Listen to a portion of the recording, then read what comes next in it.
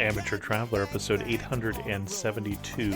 Today, the Amateur Traveler talks about towers and Templars and the Battle of Tours, cartoons and castles, and cognac, as we go to the Charente region of France.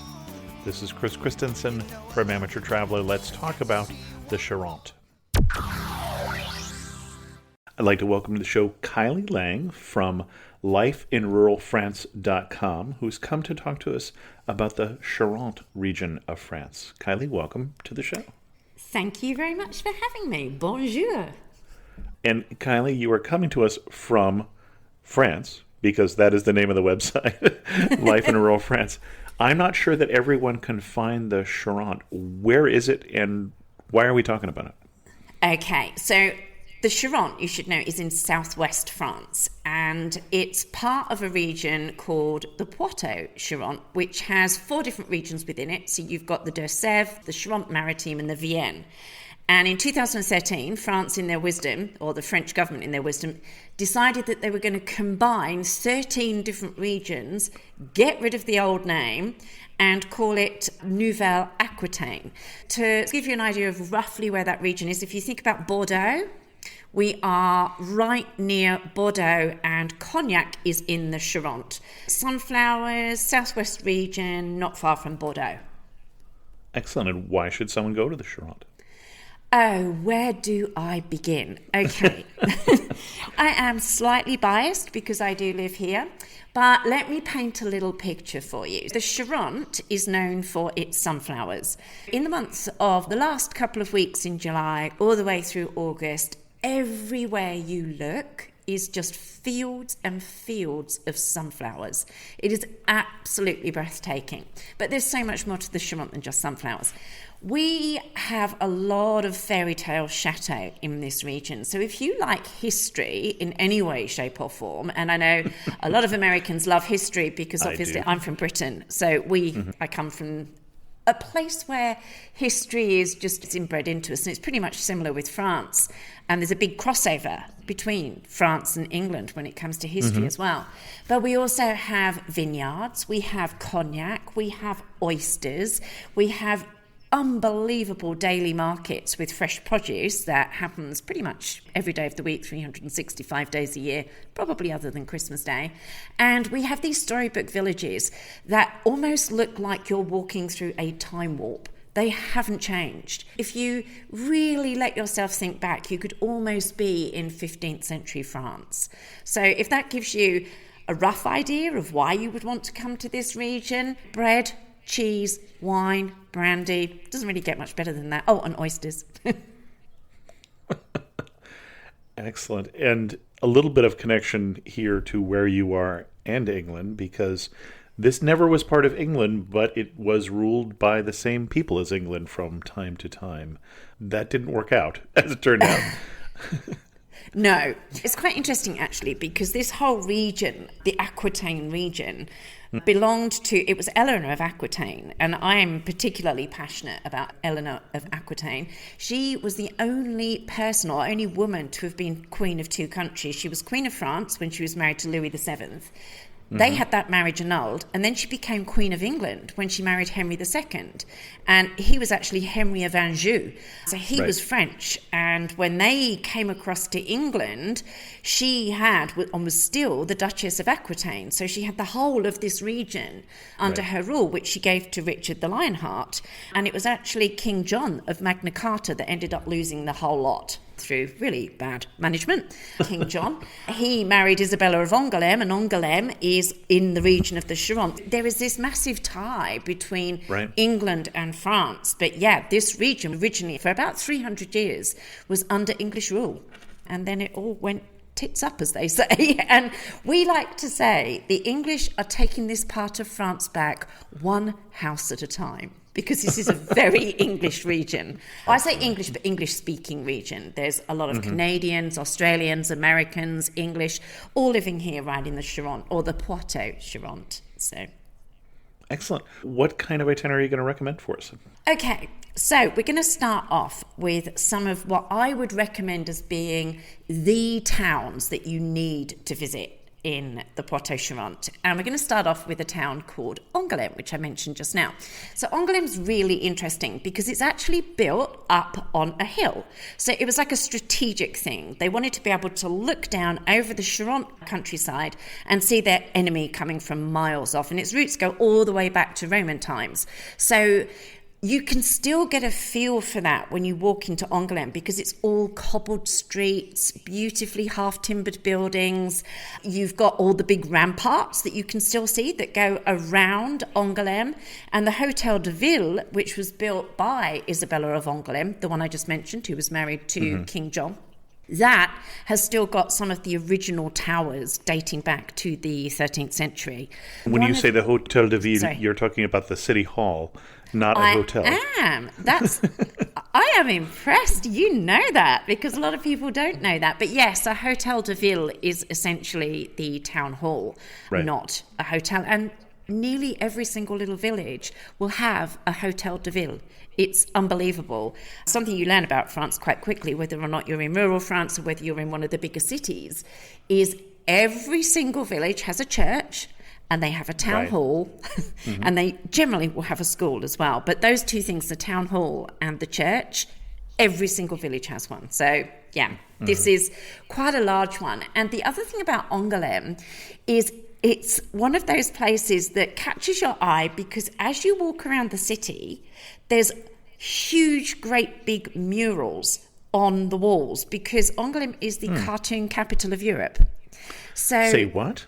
It is the cartoon capital of Europe. And in January, they have the International Comic Festival every single year. And this year, it was the 50th anniversary of that comic cartoon festival. And literally, it is just engulfed in comic book enthusiasts who will come here and basically celebrate everything comic and cartoon. There is even a trail that you can do, and you can get the map from the tourist office. They'll give you a map that points out the main murals that have been commissioned. So there was a big thing in France where they have something called the 9 arts of art, basically. And the cartoon side of things, the comic book side of things, is art number 9. And so it's hugely supported throughout France, and they commissioned 30 of them. And then there was extra ones that came in as well. So it's absolutely fascinating. You can see people stopping and looking and going, say, what? What's going on? What's that? Why is that there? And there's some absolutely fascinating ones. There's one in particular I'm trying to think of the name of the church that it's next to. I'll have to come back to you on that one. But the actual mural goes all the way down the building, and it depicts a woman and a man in a love story with an aeroplane going over the top. And it's probably the one that is the most poignant because there is quite a big story behind it and people stopping there, taking photos all the time. But I mean, that is something that Angoulême is famous for, as I say, being the cartoon capital. But it's also all the history that surrounds it. And as I said, it's built on top of a hill. So it's the tale of two cities because then there is the bottom city beneath that as well. So a bit like Carcassonne, if you've ever heard of Carcassonne. Carcassonne's the same. Carcassonne is built up on the hill where you've got all the ramparts and what have you, and then you've got the Bastide down below. This is very similar. And it runs along the Charente River. So it's absolutely beautiful. But if you were to go in September, a whole other festival happens. You've got the Circuit de Rampart. So what that is, it's a chance for all the classic cars. I think it's usually the third week in September. The classic cars race through the streets of Angoulême. And it's a lot of fun. It's high octane. They shut off the streets to visitors coming in with cars. You can't get in with a car. You can only walk in. And they literally race around the ramparts. Really exciting. And if you get a chance to go, it's a lot of fun. And September is one of those months in the Charente where the weather is absolutely fantastic. September, October, I would say, are probably the best months to go because it's not as crowded. And the weather, we nearly always get an Indian summer. So it sits at a really pleasant 25, 26 degrees Celsius, not Fahrenheit. I don't do Fahrenheit, so I'm not quite sure what that is. So Angoulême. So that's Angoulême. It's just steeped in history. And if you get a chance to do the comic strip trail, to do a tour of the Hôtel de Ville, I've done that tour myself personally, and they do tours in French if you're brave enough. I did mine in French because I'm trying desperately to improve my French. I did quite well. My French teacher was with me, so that was helpful. But they also do it in English as well. And they'll tell you all about how that Hôtel de Ville was built, the various different stages that it went through, and they walk you through what is left of some of the original building as well. And fascinatingly enough, that particular building was also used as a prison. I think it was the 15th century that it got used as a prison. And there's still marks on the walls from where prisoners were putting in what you would call today graffiti. But yeah, so that's something else to do. And then you can still walk the ramparts as well, which would be something else that I would highly suggest you do. And the great thing about Angoulême is it's really well positioned. So if you want to explore other regions, you've got a great train station. It's only just under 90 minutes to Bordeaux, which is somewhere else that I would suggest you go for a day trip. Not in the Charente, but is part of the Aquitaine area, or the Nouvelle Aquitaine, and definitely worth spending a day in Bordeaux. And Bordeaux is one of those cities that it's just very walkable. Now, it's known as the capital of wine in France for very obvious reasons, because they have lots of different wine fields around there, from the Médoc to Saint-Emilion. I think at last count in Saint-Emilion there was about 300 wineries. So there's a lot of wine going on there. And one of the things I would recommend you do is go to the Cité de Vin. So the Cité de Vin is the city of wine. And it is a fairly modern museum that's only been in existence for a few years now. And the actual building itself is incredible. It's an architectural building that has been designed to look like wine pouring into a wine glass. So it's absolutely fascinating. And it's over 8 floors. Most of the museum is on the 4th floor. I spent 3 hours there, and I still could have spent longer. My husband wanted to get to the 8th floor at the top, because that's where you got the free glass of wine. So he was very keen to get there. I wanted to spend more time going through the museum. But the good thing about it is it doesn't just talk about wine in the Bordeaux region. It talks about wine from around the world. And they have this super cool thing called the 5 Senses Buffet. And you can basically use the 5 senses to understand how they come across these various different wines, how they make them. You smell the various different things, from chocolate to strawberries to all the different things that make up the various different types of wine. Absolutely fascinating. And there's other different things that you can take part in that are interactive. And it is a stunning view from the 8th floor with your free glass of wine. And I would also highly recommend the restaurant on the 7th floor. It's definitely one of those restaurants that is a little heavy on the wallet, shall we say. But, you know, if you're on holiday, France is famed for its food. So it is a gastronomic delight. It was brilliant. Really highly recommend it. And then the other thing I would recommend, because obviously if you're only in France for, let's say, 7 days, you've got 7 days to spend in the Charente. You're only going to really have 1 day in Bordeaux. So this is why I'm thinking about the things that would be my biggest recommendation. The next thing I would suggest you do, and we did do these both in 1 day, would be the Bassin de Lumière. So the Bassin de Lumière is a digital art museum. Now, it's way more interesting than it sounds. It's in a submarine base. So this old submarine base with water still in it. Oh yeah, just trust me on this one. I'm not really into art particularly, but I'm so glad I made the effort to go to this particular museum. So you go in, and it's a show that lasts for nearly 90 minutes. And as you go in, the art is projected onto the wall, and it reflects into the water. So you're going in and it's more or less pitch black apart from all of this different artwork that's on the wall. And it's all done to music. So it takes you on this journey through the art, the music, the light, the water reflected. And you're lost for words. You don't know what to say. It just takes your breath away. It's absolutely stunning. And there's another room within the Bassin de Lumière where you can go in, lie down on the floor and watch as this 360-degree, Well, I don't even know how to explain it.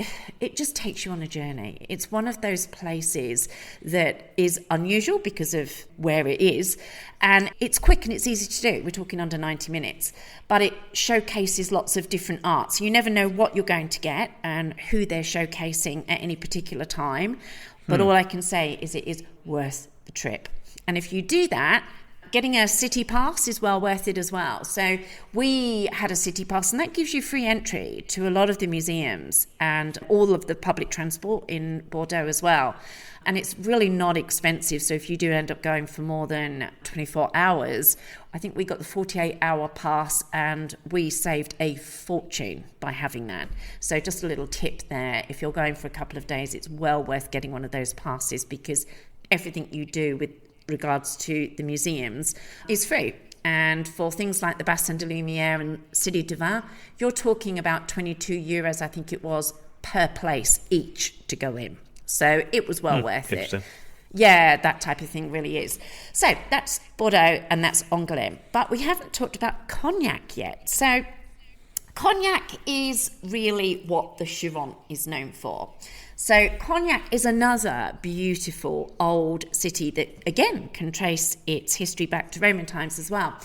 And it is filled very similar to Angoulême, with its cobbled streets and its half-timbered houses, but it has the biggest cognac houses and distilleries. So we're talking Hennessy. I've done the Hennessy tour. You're talking about Martel, Remy Martin, all of those places. They are all in cognac, and they do fantastic tours. The Hennessy tour is the one I've done. Highly recommend it. It's a 3-hour tour. There's several different ones. The one we did was 3 hours, and you get to go on the Hennessy boat down the river, and they take you into where all of their barrels are stored. So cognac is interesting because it goes through several different processes, but the aging process takes up to 10 years, dependent on the quality of the cognac that you're producing. And getting to see how this is made, how the barrels are built, how they go from picking the grapes, what they do with them, how it's all fortified, how it's aged, how the barrels come to be, etc., really is worth seeing and understanding. And it can't be called cognac unless it is made within that region. It can only be cognac if it's there. So definitely worth a visit. And a cruise on the Charente River is absolutely beautiful as well. You go all the way down, you'll see the cognac houses as you're going down the river, and it's a lovely way to spend an hour as well. But one that I would recommend going to is the Chateau Royal de Cognac. So the Chateau Royal, it was originally the residence of some of the French kings in the 15th century. Very grand, so a great place for history buffs, but it is now a distillery. But you can still see some of the old areas within the chateau that were used by the kings. It was originally constructed, if I remember rightly, in 9th or 10th century. So again, really old, but definitely worth visiting. Now, if you go in the summer, they have the Blues Festival as well, which is a lot of fun. And you get big names like Santana, Elton John. There's been some huge names, and they do it every year, usually at the beginning of July. And because it's all outside and open air, which the French love to do, you just get this lovely feel to cognac, and there's just so much going on that it's a great time to go if you're planning a trip around that time. Ah bon chien. Bonjour, je suis Theo, a tour leader with Explore, and this is Punti. He's helping us find truffles under the trees next to this beautiful vineyard. Maybe for tomorrow's cooking class? We call it Semillon heure. Parfait. Semillon o'clock. Not everyone gets to enjoy a Bordeaux sunset this way, but you will if you explore. No, Punti. Search exploreworldwide.com and don't just travel. Explore. Moving on from cognac, Angoulême and Cognac, quite close together. Angoulême is the capital of the Charente. The Charente is known as Department 16. Cognac is about 25 minutes from Angoulême, so not far. And then from Cognac, you also make your way into the Charente Maritime. So the Charente Maritime is where all those lovely oysters come from.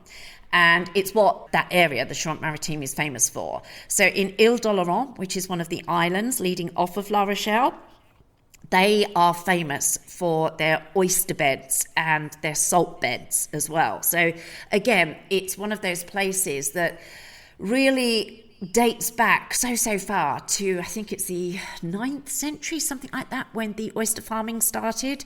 So lots of history there. And if you like oysters, the French will like to tell you that theirs are the best in the world, specifically the ones in that particular basin. I'm trying to think what the name of them are, and I can't remember. My mind's gone blank. So I'll come back to you on that one.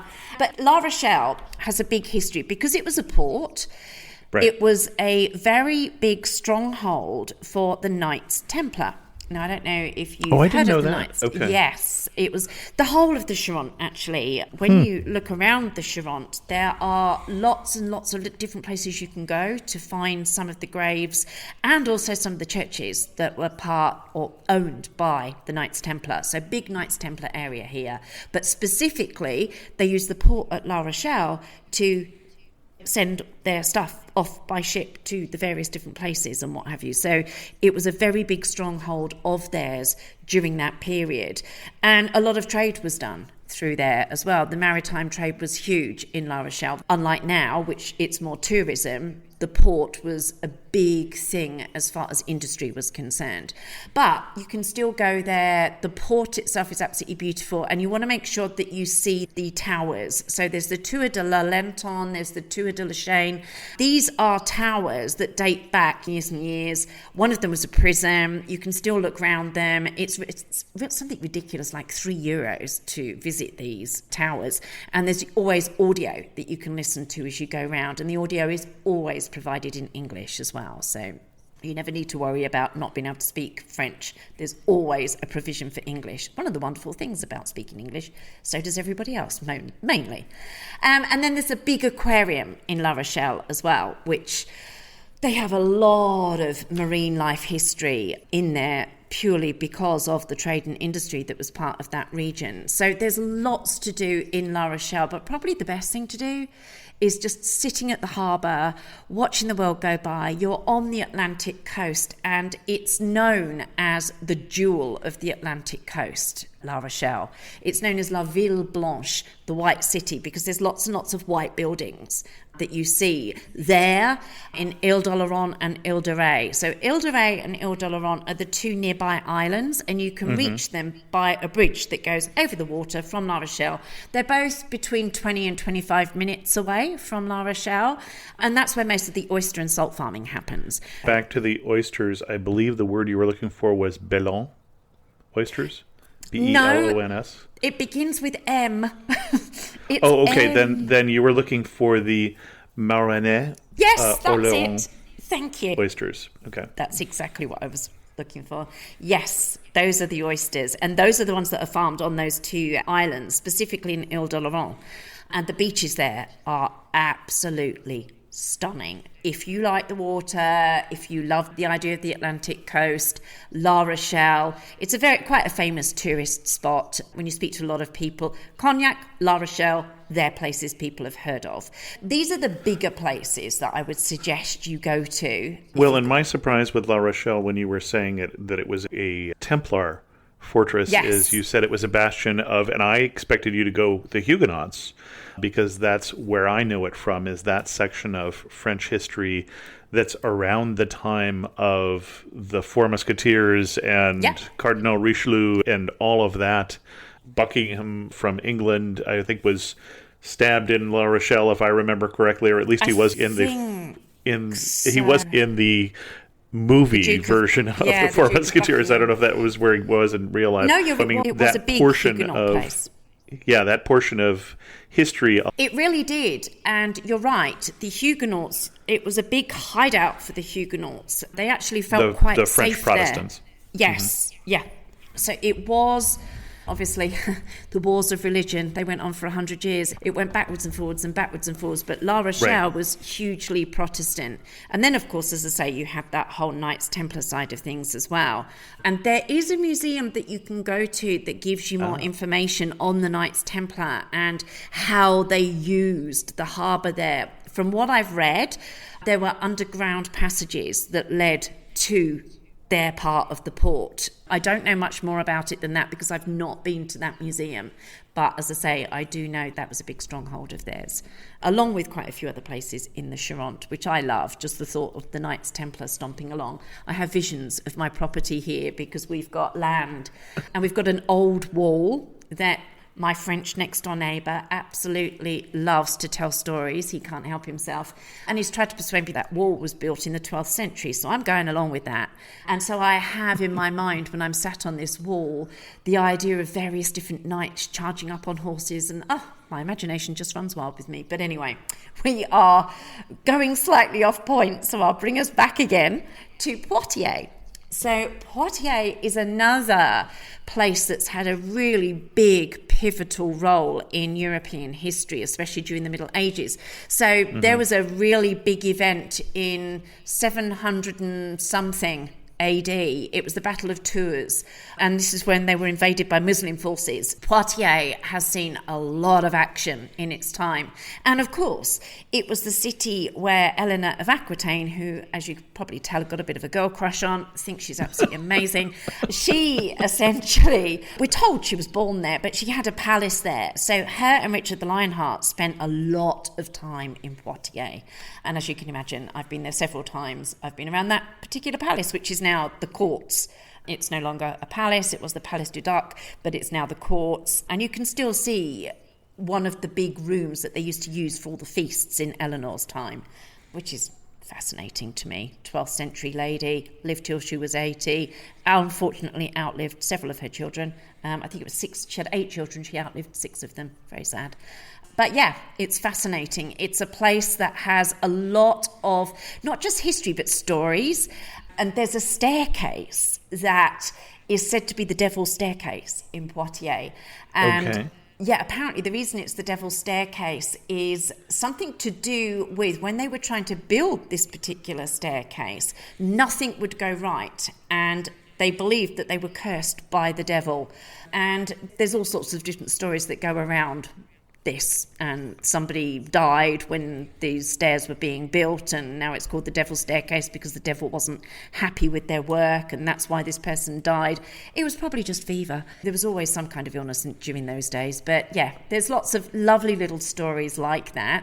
There's a wonderful restaurant, and I will have to send you the details of it because this particular restaurant was built in an old abbey. So when you go in there, you can see how it would have felt when it was a church, and the arches and the ceilings, it's unbelievable. I've got a really good picture of it from when we ate there, but there's nothing like being a part of history and actually being able to eat in a restaurant that was a former abbey cum church. So that was something that was really rather impressive. But Poitiers also, just down the road from Poitiers, is Futuroscope. And Futuroscope, I think, is the 3rd largest theme park in France, but it's all digital. And if you like theme parks, you'll absolutely love that. I've done a couple of the rides there. I am not a roller coaster person, so I'm probably not the best person to tell you how wonderful they were. Screamed the whole way through, felt like I was going to puke when I came off. So if you like roller coasters, apparently it's very good, so my husband told me. But yeah, you'll see signs for Futuroscope all over the place. And another one that is a lot of fun right near Poitiers, which I'm happy to say didn't make me feel sick, was the Vallée des Singes, which is the Valley of the Monkeys. And this is 44 hectares of land where the monkeys roam free. And my mum was with me a couple of weeks ago, and monkeys are her favourite animals. So I had to take her because it's only a 50-minute drive from us. And it was absolutely unbelievable. There are something like 15 different species, and there are over 300 monkeys that roam on these 44 hectares of land, and they aren't shy. They love to come and say hello. They get up close and personal with you, and my favourites had to be the gorillas. There was this huge, big, daddy gorilla, and the only thing I can describe his expression as was complete and absolute boredom. I don't think I've ever seen any animal be able to coin that expression better than this gorilla. You could just see he was sat there, he wasn't going to move, and he was absolutely bored, senseless by what was going on around him. And now, was it the others perhaps were a teenage gorilla? Because that would be a double whammy there. That's what it felt like. And apparently he wasn't. He was the granddaddy, and he was, the father of some of these other little gorillas running around. But it was absolutely magical seeing them. It goes all the way down to a lot of there's the mandrills and these little tiny monkeys who were jumping on prams, jumping on people's shoulders. Oh, it was a fabulous day. Not particularly expensive. I think it was €22 entry fee. And it never really felt that busy, even though we went, it was beginning of September, so it was still height of the season really, but because of how big the place is, you never felt like there was too many people there, and not at one point did you feel like the animals were mistreated or not given the best possible lifestyle there. It was a lovely place to go. So that is just before you get to Poitiers, probably about 15 minutes before you get to Poitiers, so it's something to think about there.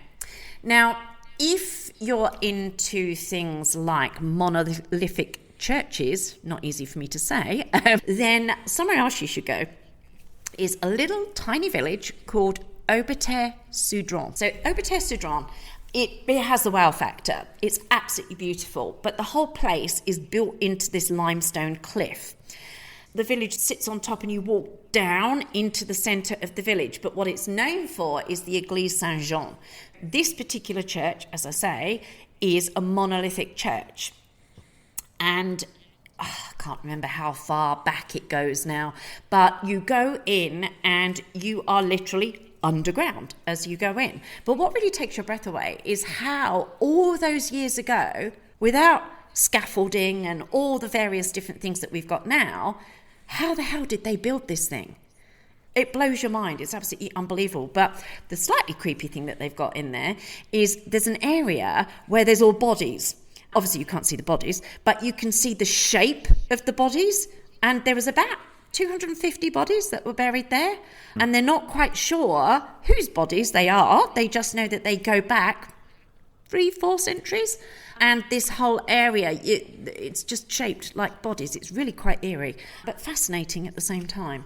So if monolithic churches are your thing and you want to have a look at how they built this type of thing, it's absolutely stunning. And again, it's got very good audio to it that goes with it as well. So all of the different areas that you're walking around, you need to have a head for heights if you're going to go up to the top and look down, which I highly suggest you do, because you just get a fascinating view of exactly what it's all about. And right in the middle is said to be, or was, somewhere where part of the Virgin Mary's something or another was housed in this tomb. I think it was a bit of cloth. Yes, okay. Something like that. And it got destroyed during the wars of religion and what have you. But some people like to say that it was put back again. It was hidden during the wars of religion and then put back again. But whether we believe that or not is another matter entirely. But Auberterre-Soudron, absolutely beautiful. Oh, and it's classified as one of the prettiest villages in France. So they have this record of 150 villages in France, and it's called the Plus Beaux Villages or Villages de France. And it is one of them, Auberterre-Soudron. I'm not quite sure how they go about giving these classifications, but it's obviously something that the village are very proud of, and when you go, you can absolutely understand why. That is somewhere else that I would suggest that you go. And the final place that I'm going to suggest you do on your whistlewind tour of the Charente, out of the big towns anyway, or slightly bigger towns, is somewhere called La Rochefoucauld. So this is actually only 20 minutes away from me. I went and did my grocery shopping there this morning, which I love because it has an amazing chateau that, again, sits on a hill and you can see it from miles around. You can be 5 kilometres away from La Rochefoucauld and you see the chateau sat there on the hill. And it blows your mind. It's absolutely stunning. Now, this chateau is actually open to the public, so you can go and look around. But the La Rochefoucauld family, they were very close to the royalty when France had a royal family. So it's a family that has been around for generations, and the family still own the property, but they also owned lots of other property throughout the Charente as well. They were about as high as you could get without actually actually being royal, big family. And during something else I found out quite recently when I was on one of their tours was he's literally recently died 4 or 5 years ago, but the Duke of La Rochefoucauld, he was involved with the resistance in World War II. And he got arrested not just once, but twice, and escaped both times. It's actually quite fascinating. I have an entire blog post dedicated to it because it really fascinated me, the resilience of this guy. Because quite easily, a lot of these bigger families could have rolled over and not played dead, but worked hand in glove with the Nazis, because this was an occupied territory during the war, our part of the Charente. And the Charente, not all of it was occupied. There was a division. But La Rochefoucauld was occupied, and he worked tirelessly as part of the resistance. And as I say, he was actually captured, and on the first one, he was on his way to be executed, jumped out the back of a van, hid in a convent, dressed as a nun, and then managed to get himself arrested again. Yeah, fascinating story, but very good family, and an amazing place to look around. There's a spiral staircase in there that is said to have been designed by Michelangelo. Leonardo da Vinci. Yes, sorry, Leonardo da Vinci, thank you. Oh, how did you know that? Are you up there looking at this right now? Yes, I am. Oh, there you go. I'm keeping up.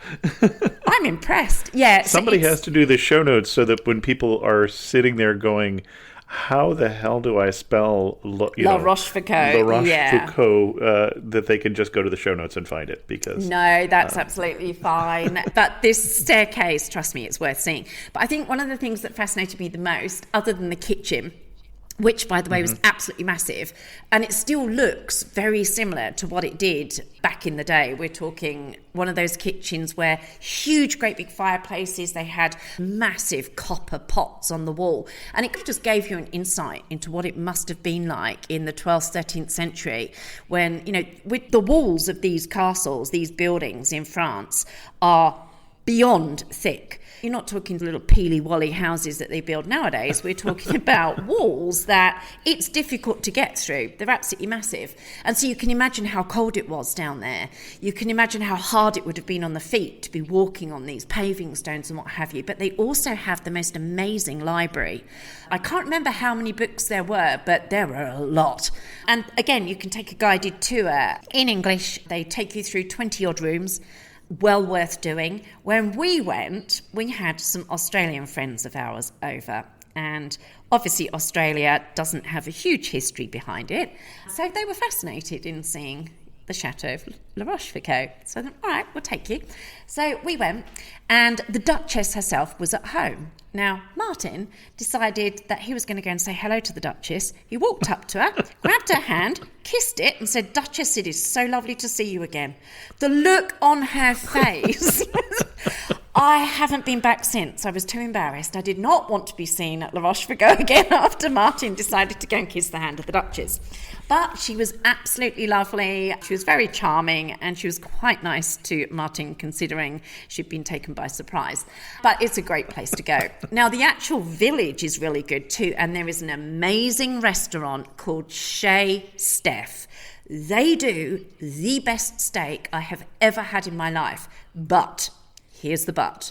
This is something I love about the French. The customer is not always right in France. Sure. So we went in there. My husband, he's better now. This was about 7 years ago when we first moved over here. He used to like all of his food nuked. So, I mean, we're talking charcoal, burnt. Very well done, yeah. Not something one does in France. No. So he, as we sat down, it's an insult to the chef. Yeah. He asked for it to be well done. And the waiter just looked at him and went, "No." And that was it. We were so taken aback. And it was like, we're so used to English and Americans where... the customer's always right. You get what you want. No, not in France. It was just a, "No, the chef doesn't do well done. You will have medium." And I looked at Richard. He looked at me and went, "Okay."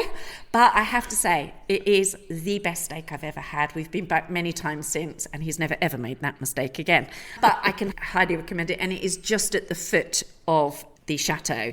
And there's also a really good chocolate shop there as well. So if you're into chocolate, these guys make all their own chocolate on site. So that's worth having a look at too.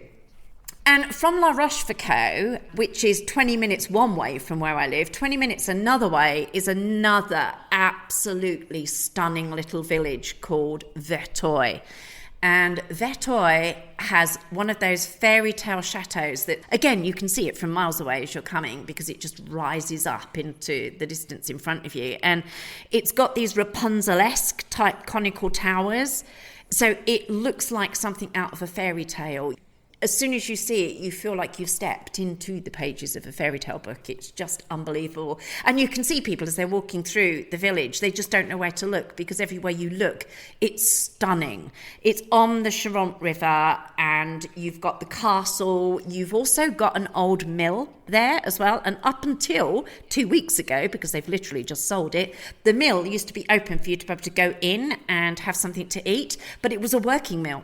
And so you could see what was going on and the turning and all the rest of it. So that was quite fascinating. You can still walk along there, you just can't eat there anymore.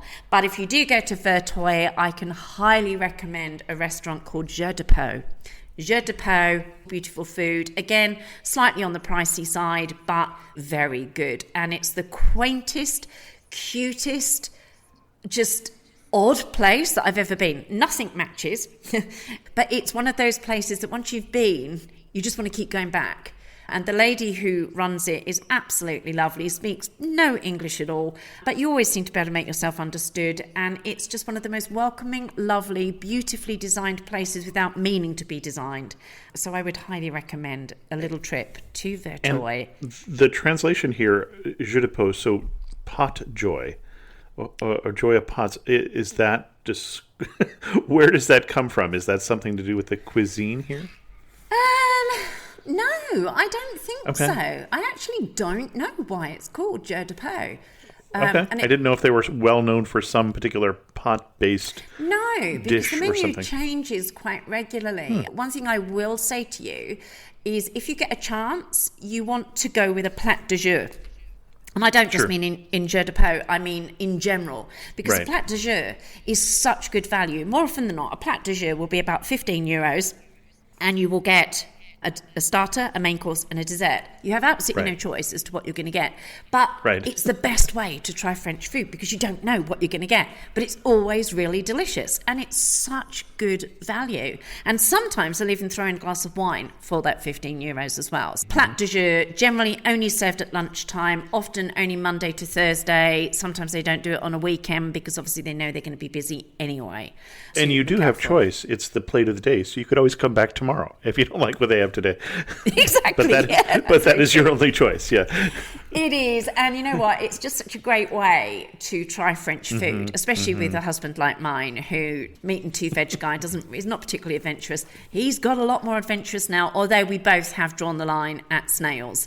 I still can't bring myself to do that. I always chuckle to myself whenever I go down the frozen aisle section. Right there, along with the fish fingers, is the escargot. And it still makes me chuckle seeing it in the frozen section. And they also have very specific types of snails here. And my French teacher will completely pull me apart if she listens to this episode and hears me try and actually pronounce the name of these snails. But they are called cognac, as far as I know. So it's Cagouiles, and they are common garden snails, but you can find them in jars in the supermarket. And you quite often see French people, when it's been raining, going out and foraging for snails. Totally disgusting as far as I'm concerned. But my next door neighbour, Stefan, swears by just a little bit of butter with some garlic and some parsley. But he says that about everything, so I've given up on that whole side of things. Everything is perfect with a bit of garlic and butter as far as he's concerned. So, yes. I'm with him on that, but I do also draw the line at snails. My wife loves them, but yeah. Oh, really? She's tried them? Yeah. Oh, sure. Oh, brave lady. No, I haven't done that yet. I did do oysters at Christmas, which I also think are totally disgusting. It just felt like drinking a load of seawater. My husband plays walking football here, and before you ask, walking football is a thing for the over 50s. It's a very English thing to do, but the French are really into it now as well. And we had to go to their Christmas dinner. And, of course, being the only two English people at this Christmas dinner, all eyes were on us, and I made the fatal mistake of, when they said to me, have you had oysters before, saying no. I should have just said yes and lied, because then everybody was watching me with these oysters, and there were 5 of them. I'm thinking, oh my God, I'm just going to have to take one for the team and do this. I can't be rude. So I did. I ate them. But my husband, who also had 5 oysters given to him, just wasn't satisfied with saying, I've done my bit, that's it. When they came round and said, would you like some more? I said no. He said, oh, okay then. And I said, what are you doing? Why would you do that? Because neither of us liked them. So there he was. He had 10, I had 5. But there you go. I can at least say I have now tried the oysters in the Charente, but I won't be trying them again in a hurry. Snails, oysters, 2 very big things here. But something else that's really big here as well is goat's cheese. And have you ever had goat's cheese? Oh, sure. I hadn't until I came here. I mean, I love French cheese. Why wouldn't you? There's a lot of great French cheese here. But we actually, in the Charente, we're famous for goat's cheese. There was a war, and I can't remember when it was. It'll be in the show notes. And apparently when the war was over and these people went back into Spain, they left us with some goats. And since then, we've been famous for goat's cheese. So you will find a lot of goat's cheese in the Charente. And in fact, I think we are responsible for 2/3 of the goat's cheese produced in France. There you go. Little tidbit that you didn't know before.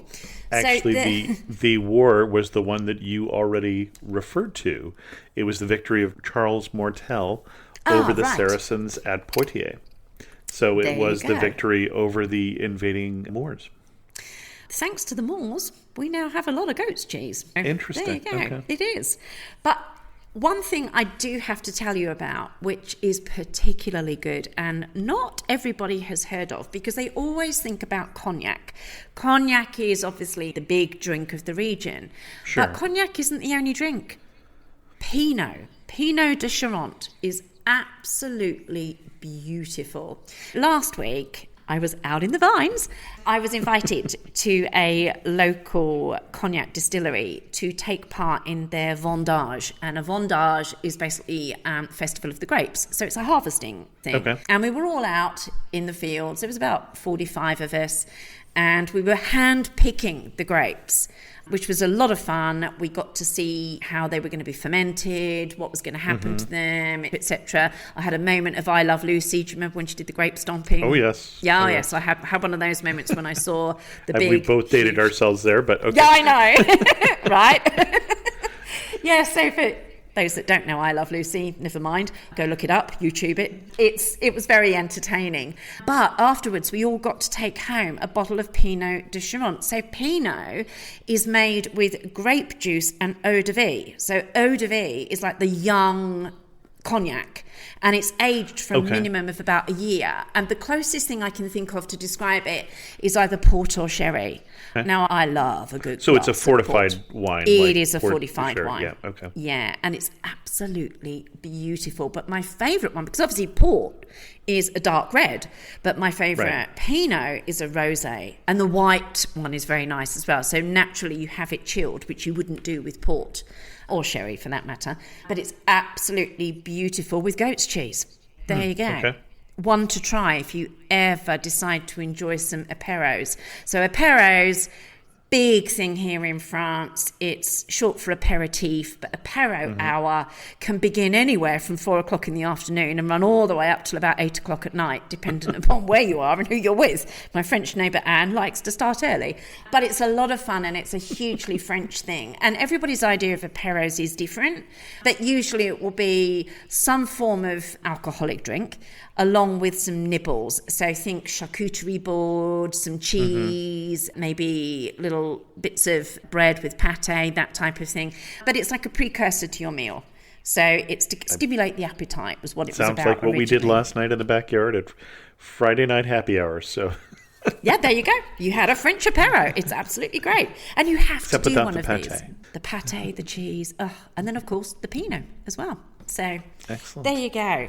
That should have given you a little bit of a feel for what the Charente is like, why I would suggest you come here. And that's just the tip of the iceberg, really, because all I've spoken about, yes, I gave you a couple of the smaller villages like Vertoy and Aubertesse-Cedron, but mainly the bigger places. And that's where the guidebooks really let you down a bit, because they don't tend to mention all these beautiful little villages. So I always joke that in England there's a pub on every corner. In the Charente there's a chateau on every corner, and so you don't want to miss those. They're absolutely stunning, and all of them have got a story to tell, and they all allow you to just take this fascinating step back into history. And you can start to imagine what life would have been like then, because most of these villages, like I said at the start, haven't changed. It is like being in a time warp. You feel like you've taken a step back in history. You've taken this step back into a giant leap back in time, because these villages are seriously stunning. They're absolutely beautiful. But you would be forgiven in thinking that they were deserted, because the French, you can always tell French houses versus anybody that's English living there, because the French have their shutters closed all the time. In the winter, they have their shutters closed to keep the cold out. In the summer, they have their shutters closed to keep the sun out, because it's, hot here. It gets up to 38, 40 degrees sometimes. So okay. That's fun. It's hot. We actually have approximately a year, 2,500, I think, or 2,400 hours of sunshine a year. Own little microclimate. We're up there with the south of France. So it really has everything you could possibly want. But as I say, the guidebooks like to focus on the bigger towns, which is normal, because that's what a lot of people want to see, because it's what they've heard of. But if you take some time out, you've got these other little places like Luxeuil and Tusson and Nanteuil and Marle and Ruffec, by the way, was apparently named after a Roman centurion soldier who had red hair. That's why it was called Ruffec. These little things you find out when you're doing your research is unbelievable. There you go. That, in a nutshell, is the Charente. Excellent. Before we get to some of our wrap-up questions, anything else that people should know before they head to the Charente? Yeah, there's a few things you should really know. The first thing I would say to you is you have to remember that when you come to the Charente, you're coming to rural France, hence the name of my website, which means things don't work in the same way as they do in the big cities. Namely, shops don't open on a Sunday. Shops close for lunch every day of the week for 2 hours. You could be thinking that you're about to go into a shop and buy a lovely dress or whatever, and you won't between midday and 2, because the French, as far as lunch is concerned, it's sacred. They take 2 hours for lunch. How they ever come back again when they've had a glass of wine for lunch for 2 hours, God only knows. But let's put it this way, you don't trust any workmen to do any good work after lunch. You get them to do all the precision stuff beforehand. So that's the first thing I would say. The second thing is, if you're going out to eat, again, the French are quite strict when it comes to food time. You get to eat at a restaurant at lunchtime between 12 and 2. In the evening, it's between 7 and 9. This is the rural way. You will not be able to rock up at, say, 5 to 2 and expect to get seated. Oh, no, they're wrapping up by that time. It wouldn't matter if there was a queue going out the door. They'd still say no. So that's just something to bear in mind. When you come to the rural areas, you need to just plan around that. But, hey, that is what French life is all about. Everything is very slow. Everything is taking a step back. We almost live in a different era here. So that's the first thing I would say. Second thing I would say is, don't think you're going to get your phone out, pull up Uber and get an Uber, because you're not. Uber doesn't exist here in the Charente. There is no Uber. You can get Uber in Bordeaux, but you can't get Uber in most parts of the Charente. It's also actually quite hard to get a taxi or a cab, full stop. So one thing I would recommend is hiring a car. Rent a car, much easier. It allows you to be able to get around really well. Even me, living here, if I'm going to go to Bordeaux, I drive to Angoulême, park and take the train into Bordeaux. I don't want the hassle of trying to find somewhere to park. It's just easier. But I would still have a car to go around all of the small villages. It will make your life a little bit easier. So that's just a few things to take into consideration when you're coming to rural France. Oh, the other thing I would say, just really quickly, is make sure when you walk into anywhere, you start off with bonjour. it will get you a very long way. It is actually considered Otherwise, you rude. haven't said the password and you won't get service in the fashion that you're expecting. Yep. I couldn't have said it better myself. Absolutely. Yeah, it's interesting knowing that and not knowing that, just the difference, because otherwise people think you're very rude. And you walk away thinking they're very rude because they didn't give you service. You didn't follow the protocol. Absolutely. And that is just one thing that is worth taking into consideration. Oh, and one final thing. The French absolutely love line dancing. It is quite normal to walk through a village and in the middle of the afternoon see line dancing demonstrations.